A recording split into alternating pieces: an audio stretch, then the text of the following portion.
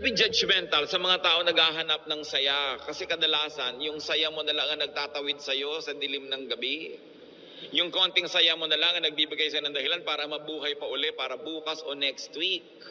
Yung konting libangan mo ang nagbibigay sa'yo ng liwanag sa otherwise ang dami-dami mo mga alalahanin sa buhay.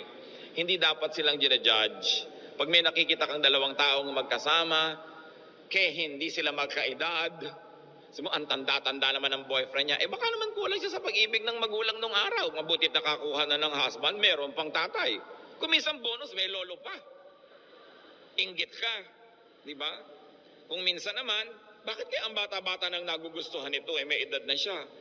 Kung puro kapwa matanda niya ang nakikita, ang pinag-uusapan laging arthritis, blood pressure, blood sugar, mga katarata, glaucoma, nakaka-depress. Kaya kung minsan masarap kasama yung bata na walang iniisip na mga alalahanin, puro happening at gimmick ang naiisip, nalilimutan mo mga problema mo.